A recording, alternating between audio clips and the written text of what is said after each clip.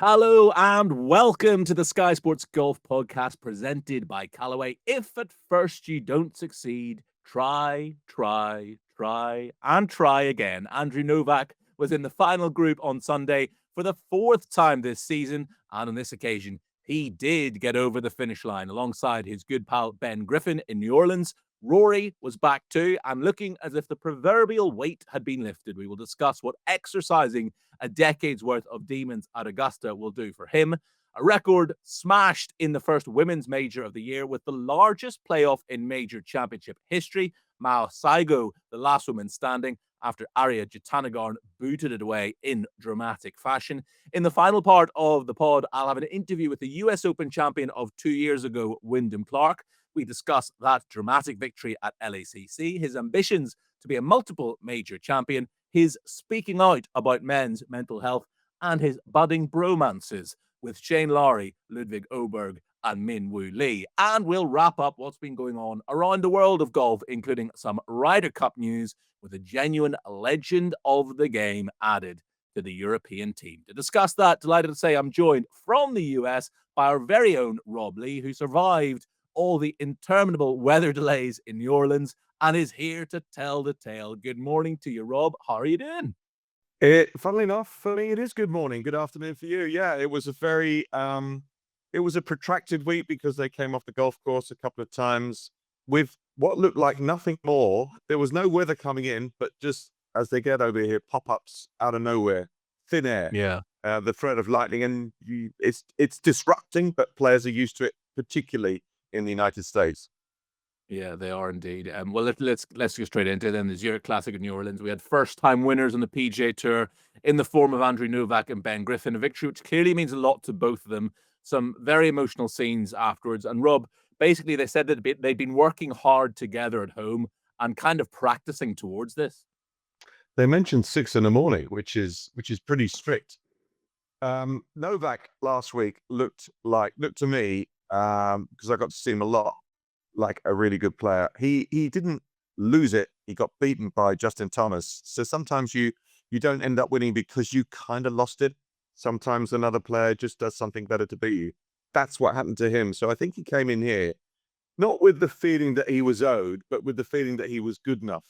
And you never know. You got 2 days of 4-ball, better ball, 2 days of foursomes. You got a partner. He's got to play well. You never know how that's going to go. But for two of them, a first win as mates, practicing together, it all turns out beautifully on the Sunday. It's a Cinderella story. Yeah, it is. And I'm delighted for Andrew Novak. As I said, 4 times he's been in the final group on Sunday. And as you mentioned, lost in that playoff to Justin Thomas last weekend. 7 days later, lo and behold, he is a PGA Tour winner. All the drama seemed to come at the 17th. Frankie Sappan hitting it into the water. And then Ben Griffin just draining this long putt. So a 2-shot swing there. That was the hole that was going to decide things, really. The 16th had a perilously short left pin close to the water.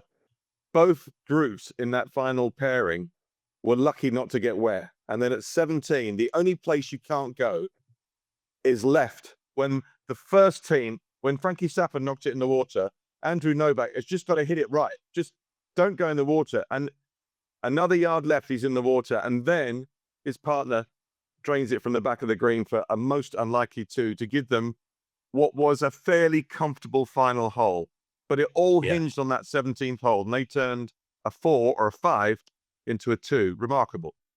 There's a great bit Ben Griffin goes to sort of celebrate, and he actually doesn't know where Andrew Novak is, and he sort of almost celebrates in, is it Jake Knapp or Frankie Sappan's face? I can't remember which one, but he got there in the end.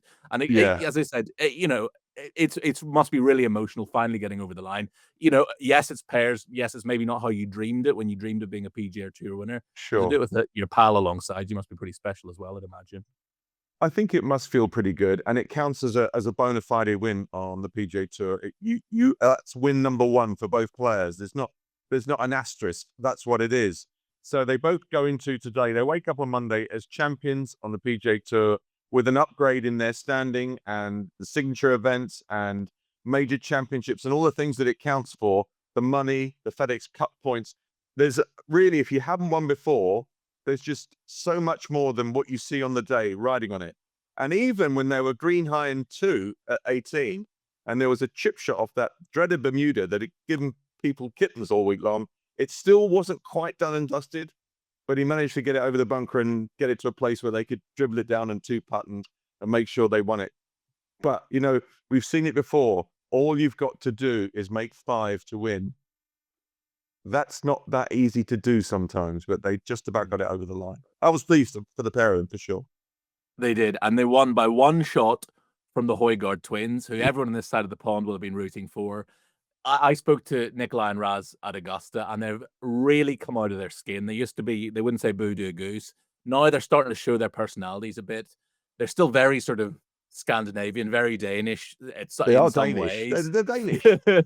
But they don't really show you that much of their personality, but they've both got a very dry sense of humor. And I tell you what, they were impressive. How many putts did they miss, though? Through the week, they were way back on what should have been their fair share. They could have won that tournament walking away. Neither of them look really that proficient on the greens this given week. And still, they end up finishing second. They got the most worldy drop from the left-hand side of 18 because the tee shot was out of bounds all day long. It pitched on the cart path, was careering towards the white post, and somehow some really thick, juicy grass stopped it. And then, of course, they've got line of sight from the line of 10s, lining the left-hand side of the 18th hole, and they drop it way away from where they were, clear view of the green, and turn that into a birdie 4. So I don't think they could have asked any more in the way they finished the tournament. To finish second on their own was pretty good for them. That's their best finish ever, up to date, on the PGA Tour. And I imagine Luke Donald would have been watching that, very pleased with what he was seeing from the two of them. Oh, I think, I see more Hojgaard involvement when we get to the next Ryder Cup. And I think those two playing more in the States can only help because you get to, if you're a European Tour player, DP World Tour player, and you've played most of your golf on the DP World Tour, you get to the big show and you're not kind of in the environment that you're used to being in every week. They'll be on the range with these guys every week, practicing with prospective Ryder Cup players. So when they eventually get to September onto Long Island, they're not going to feel overawed in that sense. They'll feel like they belong. It can only help that. And Europeans will need all the help they can get against that New York crowd. No question about that. And do you know what? It's interesting. There were a few little eyebrows raised when Nikolai was picked for Rome. And, people maybe thought Adrian Moronk was a more obvious pick. Yeah. Luke kind of alluded to the fact, well, Nikolai Hojgaard is going to be the part of Ryder Cup teams for the best part of the next decade. Since then, Raz has kind of emerged from his shadow a little bit as well, won the Irish Open at Royal County Down last September. And you can now sort of see the sort of thinking when you immerse Nikolai Hojgaard in the experience of a Ryder Cup 2 years ago, as Luke did, he's now going to be so much stronger for that experience when he arrives at what is going to be a bear pit in Bethpage. A Ryder Cup veteran. I think once you play one Ryder Cup, you become instantly a Ryder Cup veteran. There is nothing like your first Ryder Cup. And for those that make it for the first time, when they go to Long Island, they will never experience that again in their Ryder Cup lifetime. It's going to be a unique, one-off, raucous, New York, out-of-order crowd that the Europeans are going to have to deal with.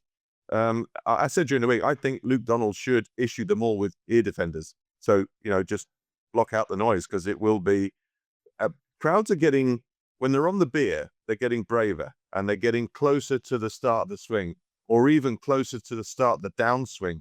And I think you'll see all the wrong sort of exuberance from the crowd when we get to September. So for the Europeans, it's going to be a lot to contend with. So having played in a home one in Rome, that would have felt like a cakewalk compared to an away leg, especially an away leg in New York. That is like no other.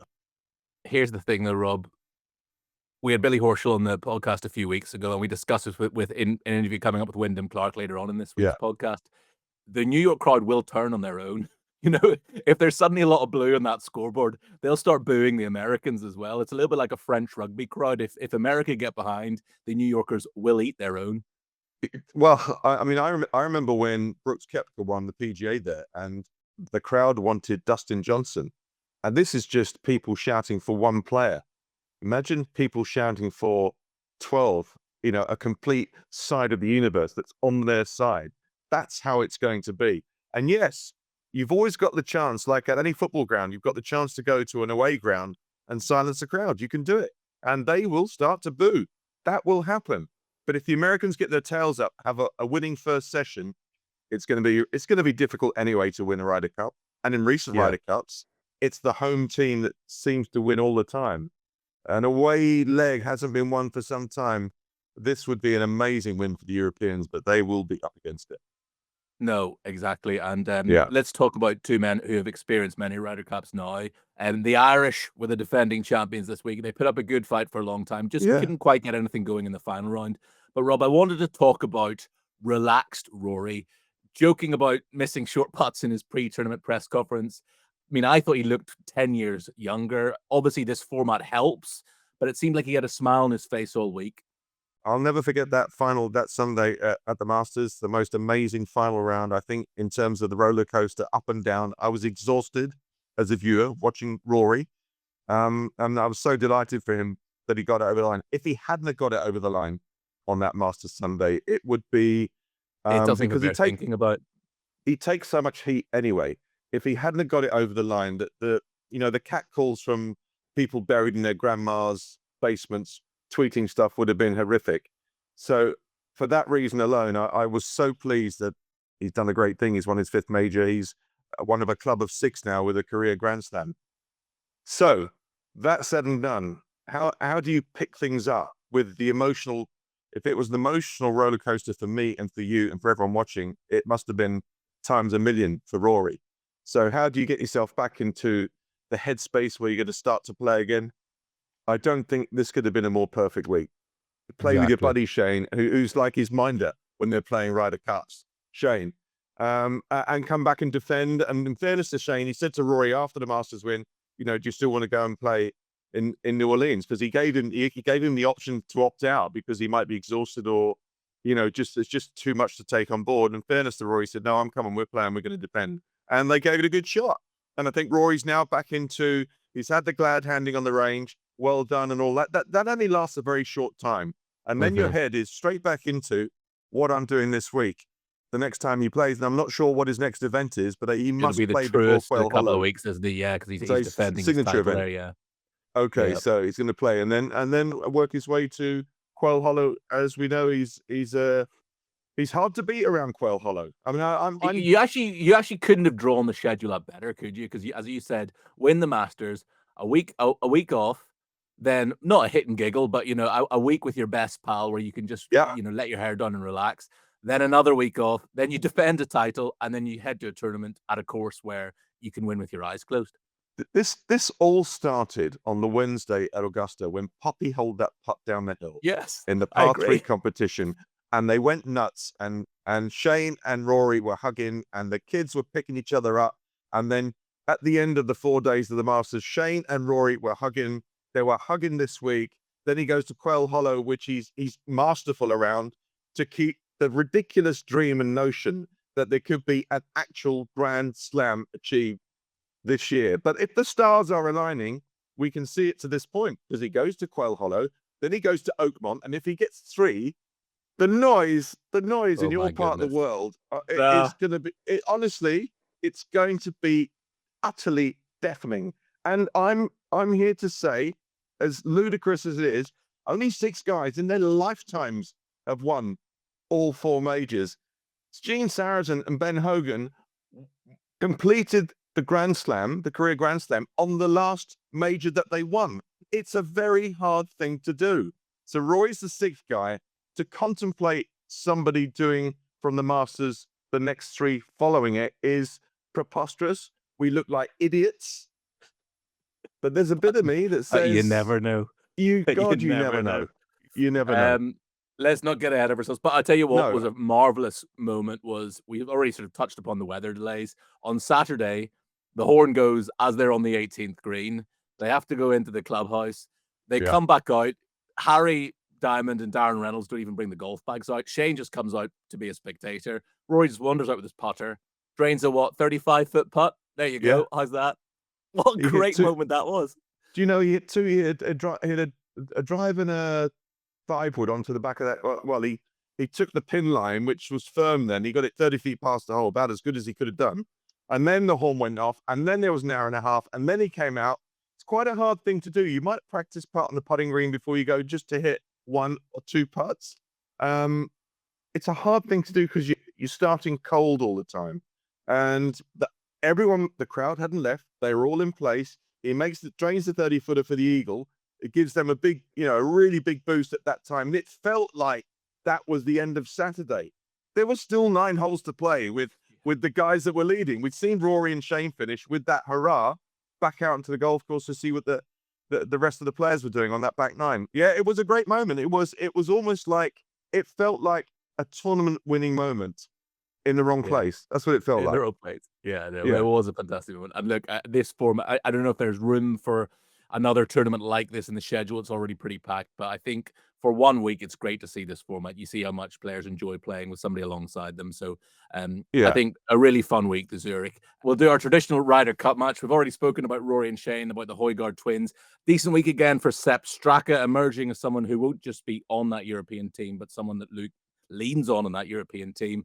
Aaron Rai continued to play consistently good golf, and Thomas Dietrich and Bob McIntyre had a decent week playing together. We should therefore start our roundup of events around the world of golf with a little bit of Ryder Cup news, because last week, Jose Maria Olazabal was named as one of Europe's vice captains again, reprising his role from Rome, joining Edoardo Molinari, who will, by the way, be my guest on next week's podcast, and Thomas Bjorn. Rob, what a man. Ryder Cup legend, Ollie. I mean, just so many wonderful words to say about the man. Yeah, what Luke Donald has in pragmatism, Ollie has in passion, and he's carried the Seve mental into the Ryder Cup post Seve's career. And yeah, you would want Ollie in your team room, because he lives and breathes, still does, lives and breathes golf, and he lives and breathes Ryder Cup. Why would you not want that guy in and around the team as a vice captain? So very obvious and sensible appointment from Luke Donald, who so far seems to do nothing wrong. He seems to make all the right calls, and he's very statesman-like, Luke Donald. And I think the right sort of captain in the cauldron that's going to be New York. I think Luke Donald is the perfect guy. If anyone can make or find a little bit of calmness out of the madness, it's him. So I think Jose Maria, Jose Maria being on board with the team, a no-brainer, absolute no-brainer. You speak to any of that players from Rome, and they say just any time he spoke in that team room, you could hear a pin drop. Just everybody went silent, and he had people in floods of tears. Rory McIlroy, John Ram, these big alpha males with tears streaming down their face because of the things that Ollie had to say. Yeah, because he doesn't talk to you like I'm talking to you now. Like, so I think what we need to do is it's all like that, it's oozing out of him. You cannot mistake it for what it is. You see how invested he is, how much passion he has, and they suck it up like sponges. Wow, I'm going to have a bit of this. I'm taking a bit of this onto the golf course, and that's what he can bring to a team room, and that's what he will bring to our players in New York, no doubt about it. And Luke Donald, for all his calmness and planning and pragmatism, he's got a firebrand in Jose Maria Olazabal, which you need. You need a bit of yin and yang in your staff, captaincy and vice captains, no doubt. Yeah, just great ace to have up your sleeve, Jose Maria Olazabal. Yeah. Marco Penge was the winner of the Hainan Classic, his maiden win in the DP World Tour. Very emotional afterwards, as you might imagine, talking about how much time players spend away from home, how they do this for their families. He said, to be able to say that I've won on the DP World Tour when my son's a little older and kind of be a hero to him. I walked to the tee, watched some videos of him laughing and smiling, and it gave me that inner strength today. And that is what it's all about, Rob. It was all about family for these guys. That first win in Tour, you did it in a playoff in Cannes, obviously fitting how glamorous you are. But that first win must always be so special for players. Do you know the great thing, just to go back to Cannes, not in the early days, you couldn't always get home on a Sunday night. So I took a dozen guys out to dinner and bought dinner. But on the green where they had the ceremony in Cannes, they had a Jeroboam of Moet. And I thought, we'll bring that to the dinner table and share it. No. My mates, cork off, Formula One moment, just hosed me with all of it, with the champagne bottle. You don't see that very often now. They do They do bottles of water now on the 18th green. That's such a letdown. Such a You were, letdown. were you wringing the shirt out and trying to get every last drop of moe out of that shirt? No, do you know what? I actually, the neck of the bottle was so fat, I just about got my hand around it. I got one glug out of it, and that was it. It was done. They spent it the whole lot, but I wish someone had got a picture of that or something, but it was very funny. And there's no way I could have stopped it. No way. No, exactly. But for Marco, like, he will always remember that. That's your first win. Oh, It's always a special yeah. win. Because when you practice and play and you come through the rankings and eventually get out into the big game, you actually don't know if you can do it until you cross the line. And it reaffirms what you thought about yourself, and it lets you dream a little bit more. Once you get the win, you can start to dream, well, do you know what? If I can hold my own once, maybe I can do it again, or maybe I can do it a handful of times, whatever. But you never know until you can't take the second step on the ladder until you take the first step. And you can spend a long time. You talk about Andrew Novak and all those times finishing second and runner up, and you're playing well, and then you start to doubt yourself as to whether you can actually open a door and step through it. And for Marco Penge did, and he's got a lot of talent. Hits the ball miles. It's a long, long way. So let's see. I always like it when a guy breaks through, wins for the first time, to see if that's a change in gear. If now we're seeing what he can become. So that's now why I'm going to be watching Marco Penge a lot more closely, because he's got it over the line. And the first win for him, his family, his kids, huge. Yeah, absolutely. It books him a place at the next major as well, the PGA Championship at Quail Hollow, along with Eugenia Chikara and Keita Nakajima, who tops the Asian swing of the DP World Tour season. Rob, thank you for your time. We're going to let you go now, but before I do, one final question. Yeah. Manchester United versus Tottenham Hotspur Europa League final. Is it going to happen? Well, I mean, I see you put up a strong defense against Liverpool yesterday. You must have been very pleased about that. I think, or did you score first and then concede 5? Oh, well, denied Arsenal the title, so decided the real winners are. It's a numbers game. So, do you know, by the way, Manchester United looked mightily impressive against Bournemouth yesterday, I have to say. I can see, I'm a mad Man United fan, but I can see, I do believe in Ruben Amorim, and I can see, I can see progress, and I can see a way forward. I couldn't with the previous manager.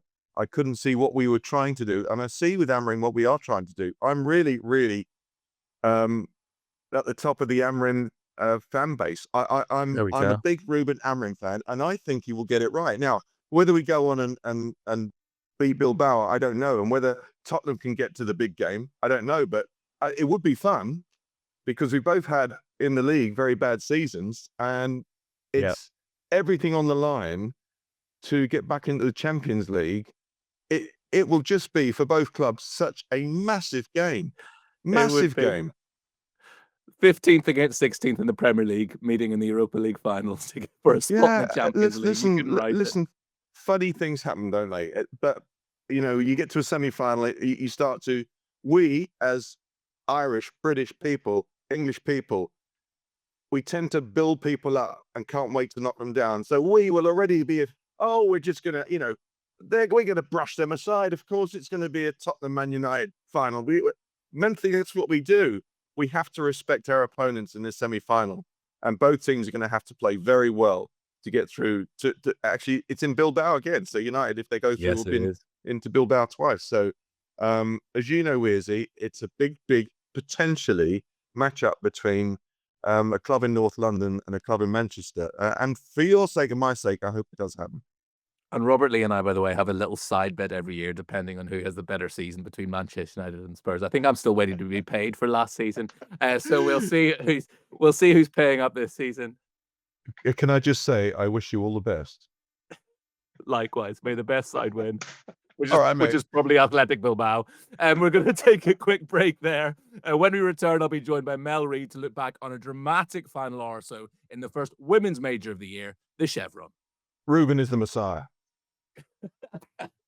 Welcome back to the Sky Sports Golf Podcast presented by Callaway. Rob Lee has made way for my next guest, because at precisely the same time as he was watching the final round of the Zurich Classic unfold, she was watching the final round of the Chevron Championship unfold. Delighted to say that Mel Reid joins me again, as she did last week, to look back on the first women's major of the year.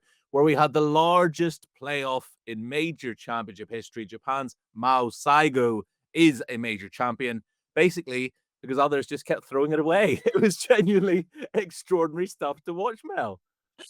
Yeah, it was wild, and it was kind of, there wasn't really much going on in the event, to be honest, and then all of a sudden, like, in the last hour, people were, like, hucking it, duffing it, fatting it, holding putts, missing putts. I said the last hour was, for us, was great. It was, like, way more dramatic than we anticipated, but it was just like nobody wanted to actually win the tournament. It was kind of odd, Yeah. really. Usually, you kinda get someone that's like, "Oh, right, here we go, 3 birdies in a row, off they go." And it was basically the opposite. There was, like, 3 bogeys in a row to, like, lose it and things like that. So, well, it made for great TV, and it gave us something to talk about at least, so it was good. Good finish in the end. And it just felt like Saigo was kind of the last woman standing, the last one who failed to make a mistake. Because, as you say, it wasn't just in the playoff that felt like nobody wanted to win it, but for the entire back nine. I mean, I could count on the fingers of one hand how many birdies I think I saw. It was playing tough. I think the best round yesterday was 4 under. So look, it wasn't like somebody could go out there from, kind of the pack underneath the leaders and shoot like 7 under and kind of overtake them and win. So it was just it just looked to me like it was extremely hard to get any sort of momentum on that golf course.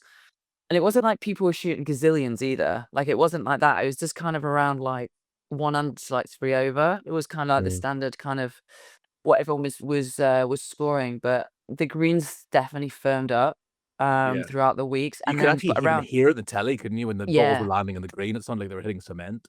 but then like round the greens, it's kind of undulated and like I think it was super soggy around the greens because we saw a lot of kind of like duff chips, which we don't normally see that amount of duff chips. So yeah, it was wild, really, to be honest with you. And then I mean, the thing with Aria, like, we kinda went on about Aria, but to be fair to Aria, like, she wasn't really we never really spoke about her all week, and then all of a No. sudden, she kind of goes out with a bit of a bang, like birdie eagle early, and then she kind of bogeys the 2 par 5s coming in, which is just not normally what she does, and then obviously everyone's seen the duff chip on 18, but the one for me as well in the playoff was that we kinda didn't talk about was Roning Yen, Yeah, yeah, where yeah. she hit it to, like, 8 foot and 3-whacked it. Yeah, and we'll get into that, but let's deal with Aria first because I just wonder how she slept last night. I mean, she threw this major away, really, didn't she? Amazing start, as you said, to that final round. Stunning eagle at the fourth. As soon as she had a two-shot lead, I don't know whether she's a scoreboard watcher, but it felt she began to really sort of tighten up at that point, hit some really sort of nervy, loose shots.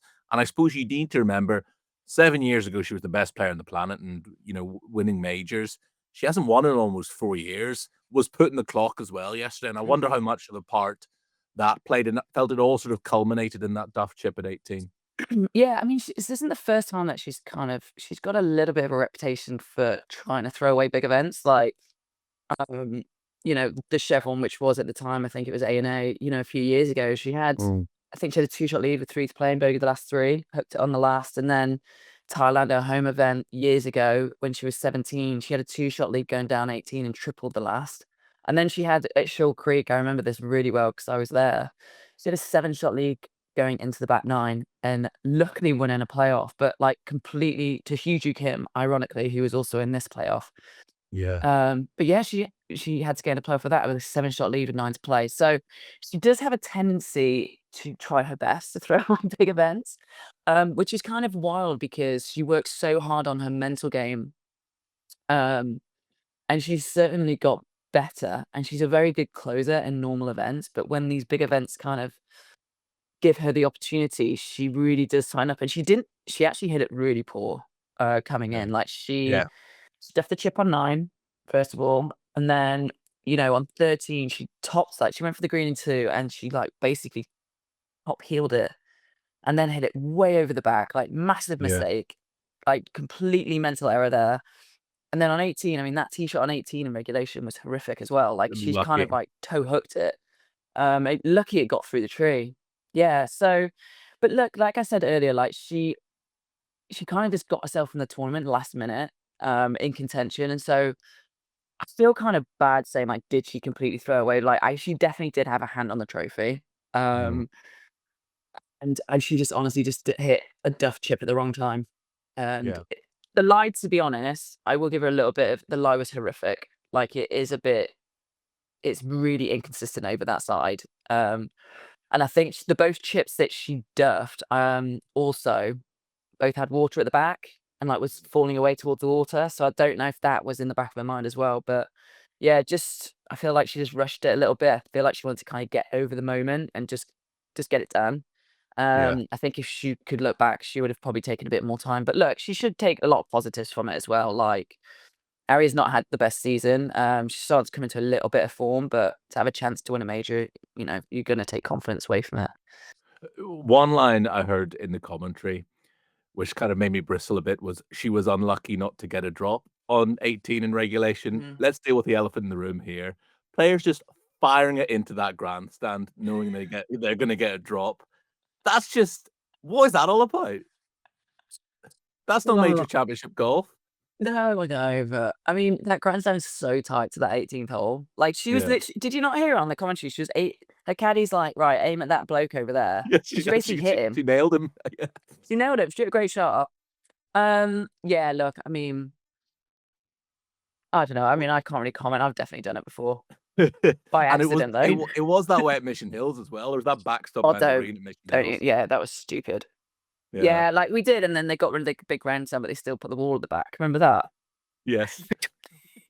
Which is why when Ronnie Yin hits that shot in the playoff, that second shot was a proper golf shot, and you're thinking, Oh my right, God. you deserve to go and drain this eagle putt now. And she 3 jabs it. I mean, yeah, and it's funny with Ronan because as soon as she hit that shot, I thought, here she goes again, because she is absolutely fearless. Like that is her strength. Like when she's in a moment, she just takes it. Like she doesn't bow away. She doesn't play any differently. She's got an unbelievable caddy on the bag, and Dave Jones, great bloke, by the way. And he's been around for donkey's years. So like they've got that experience, and she's just usually very clinical when she has an opportunity to win a big event, doesn't shy away from it.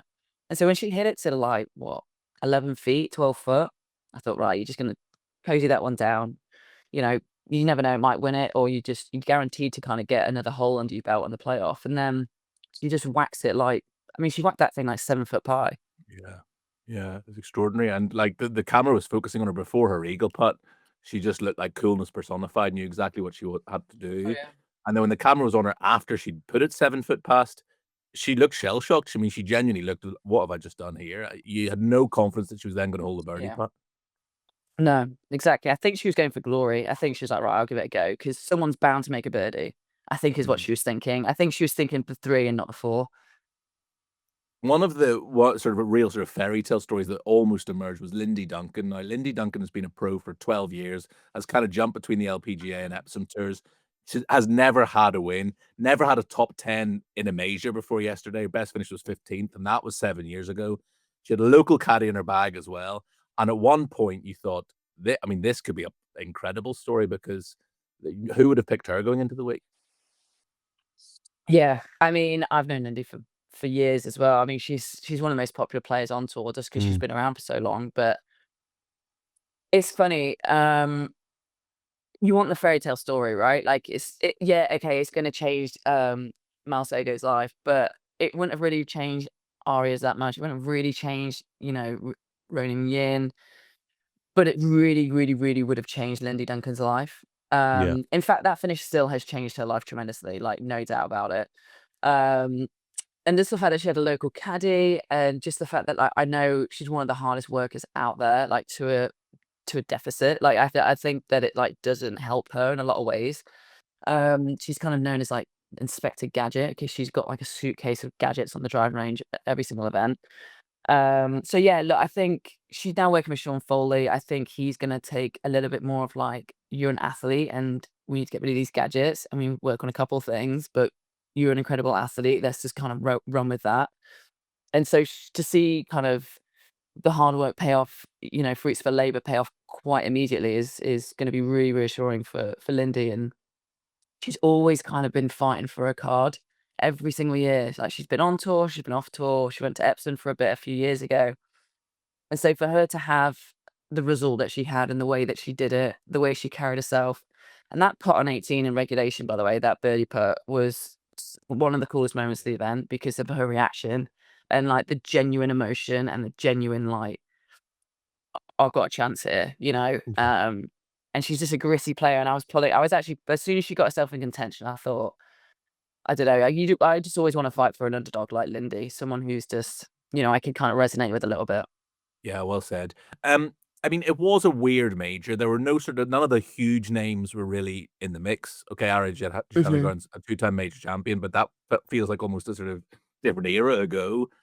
Yeah. Some majors you get, look, let's call it what it is. Some majors can be a bit of a dud, and until that playoff, it kind of felt like it was a bit of a dud. Yeah.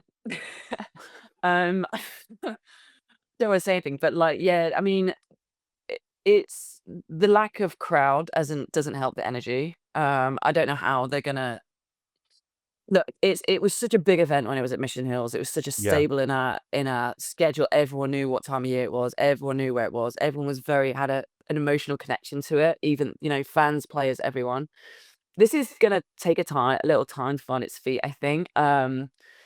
You know, I think the golf course has like potential to be like a good major, and I think that being in Texas, like, people love golf in Texas, and everything's very big in Texas, and so I can see it getting big. I can see it kind of it has potential to get big. But they basically need to get more people through the door. They need to find its own tradition. Like, I'm not a big fan of them jumping in that pond. Like, I think that's weird that they've just like taken it, like, find something else. Like, I don't know, come in, I don't know, walk around in cowboy boots or something, whatever it is, like, figure it out yourself.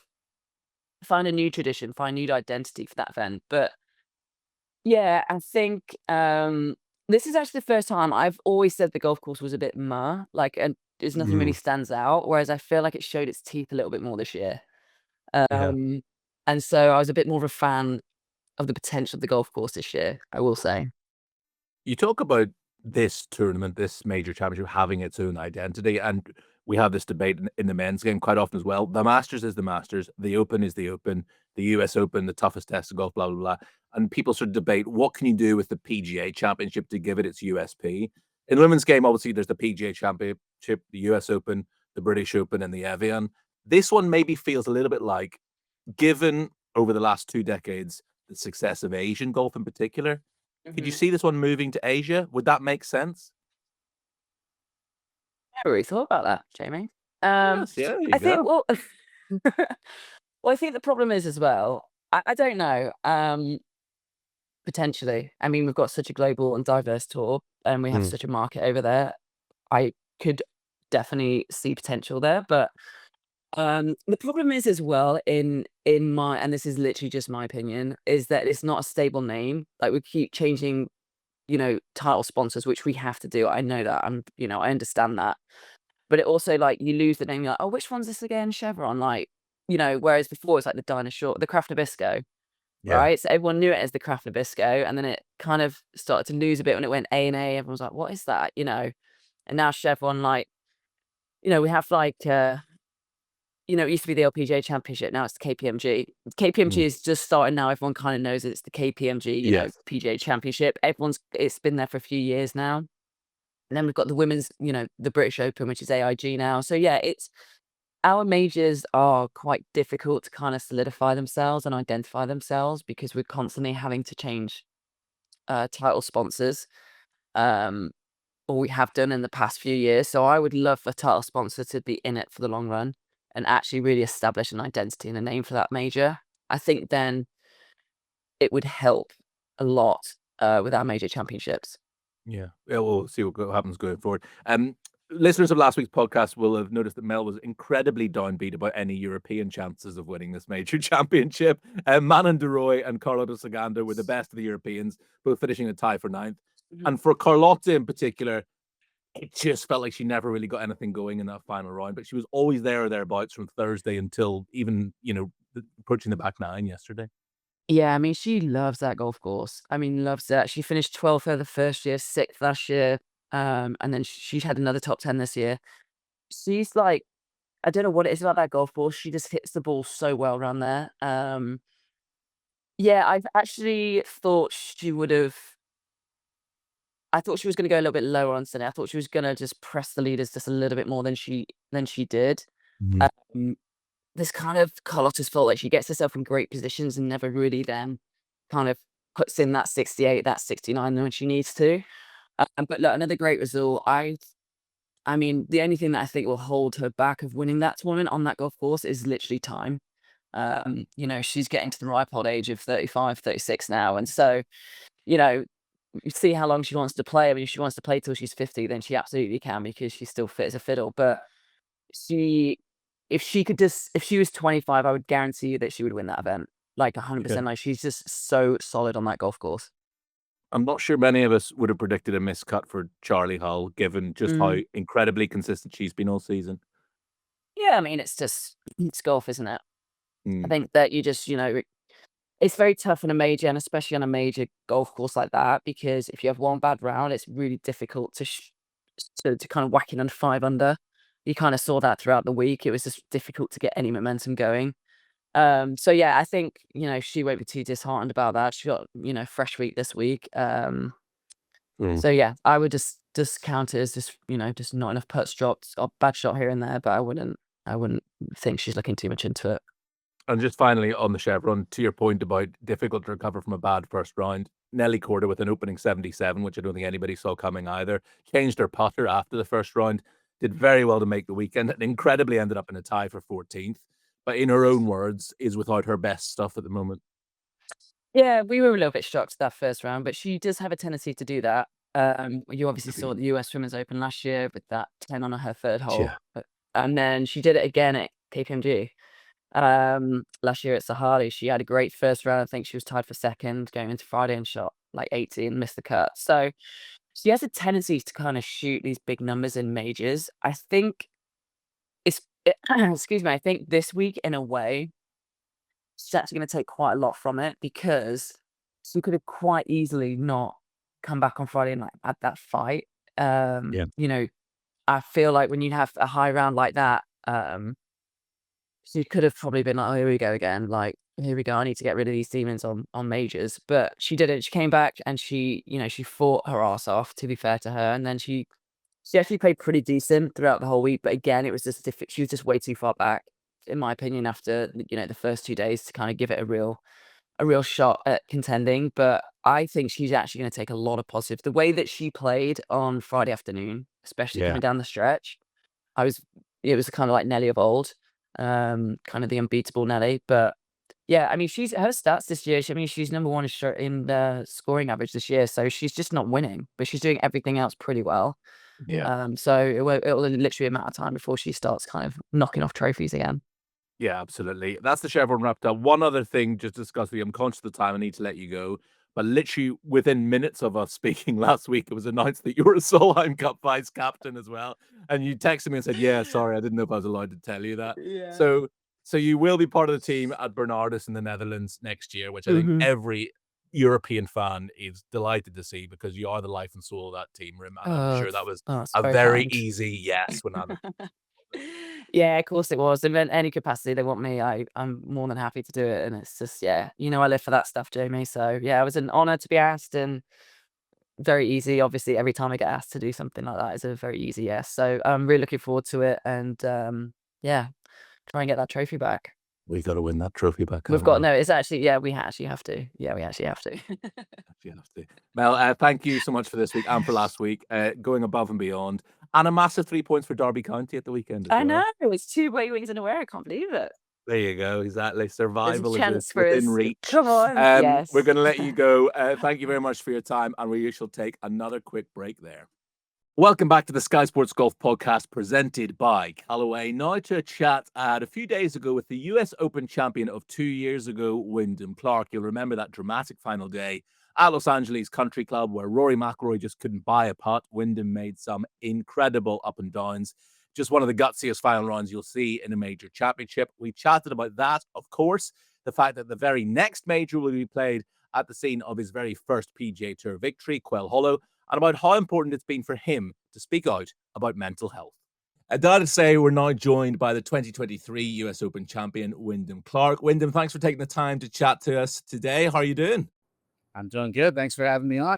No, not at all. Thank you for coming on. Lots to discuss with you, but I wanted to start actually by discussing the inaugural TGL because without wishing to flatter you too much, you were the star of the series for me because this thing relies on players leaning into it, showing their personalities. And in terms of getting under the skin of the oppo in the nicest way possible, getting the crowd going, I think the viewers got to know the real Wyndham Clark. Yeah, well, thanks for saying that. Yeah, it's TGL. None of us knew what it was going to be going into it. I mean, obviously, they tell us and show us things, and you didn't know what to expect. And after that first night, I know Shane, Ludd, and Minwoo and myself, we all were like, that was so much fun, and it was so cool, and we really bought into it. We loved it.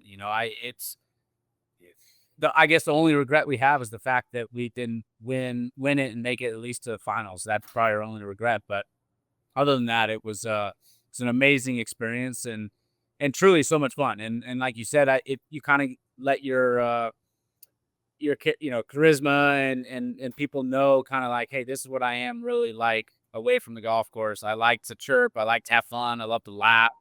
And, sometimes on the golf course, it's so serious and you're doing your job. So TGL was a nice reprieve from the normal day-to-day golf. With you guys in particular, it really shone through how much fun you were having. How nice was it to get to know Ludwig and Shane and Minnie that little bit better? Oh, it was awesome. We had the most diverse team. We had only one American, a couple Europeans, guy from Australia. So on paper, it doesn't look like we should be close, but because we traveled together and we spent so much time together, we really did grow closer, and you got to know each other's personalities. And Shane and I really clicked. We had a lot of fun together, both on and off, playing each TGL and normal events. And then just learning that Ludd looks like he's a robot, but he has a lot of personality to him. And then same with Woozy. Obviously you see him via social media, but he's a really fun cat behind the scenes as well. And we just joked. We had a great camaraderie. I think our games matched really well. So like I said, it was a 10 for me. I thought it was amazing. It just, unfortunately, we didn't take it all the way and win the thing.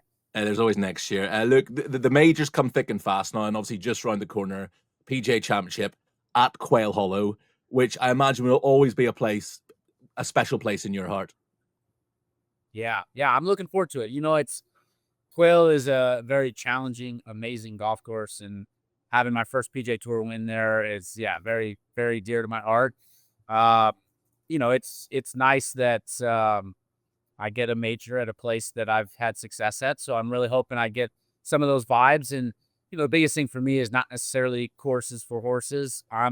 It's all where my game is at, and I feel like my game's trending in the right direction. And so I just really hope I have my game that week, because I know that golf course fits me well.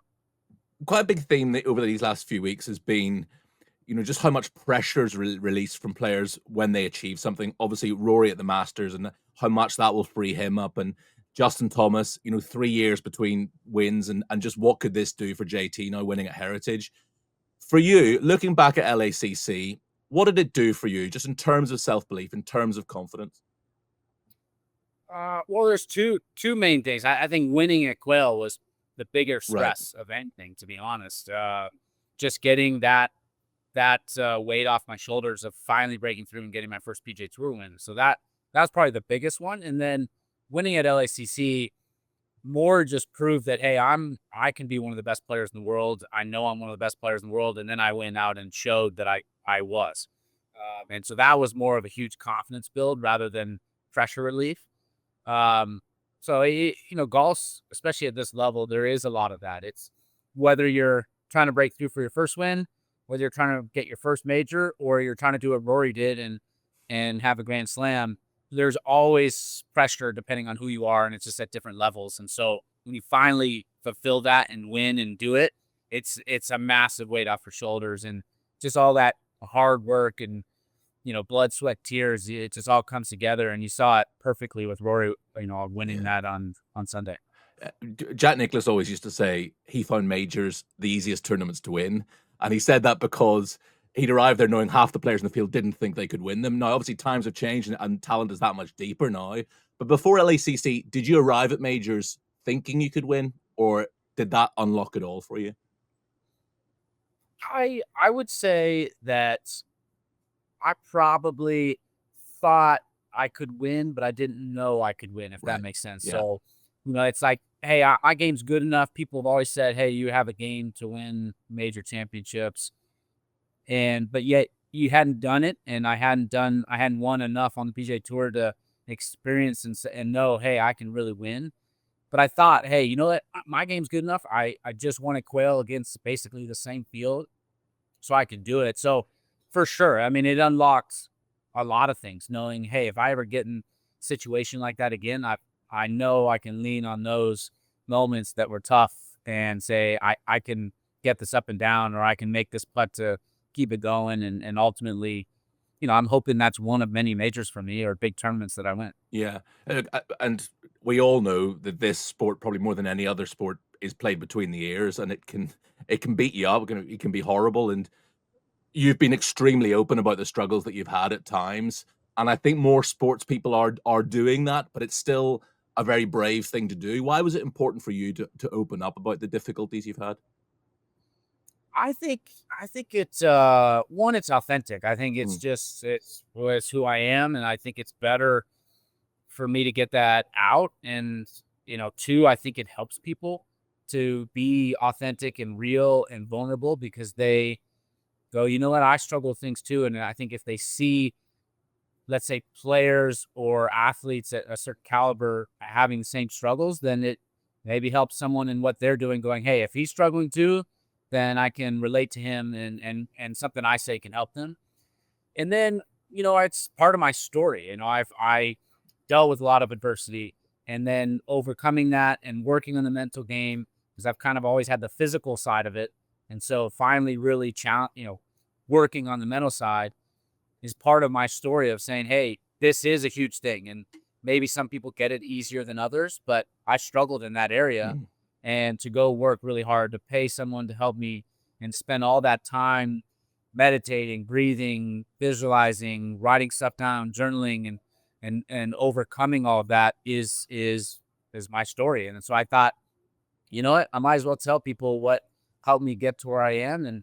And the greatest thing is all the things that have come from that, because I've had people come up to me and say, man, what you said in this or that really helped me, or inspired me to go get help. And that's what makes it really cool. Winning tournaments is amazing, and the money we make is amazing. But if I can help influence people's lives, that's more important to me. I think that's so well said. And you talk about being relatable. I think that's part of the reason why people find Rory such an engaging person, because he is human, he is vulnerable, he is so giving with himself.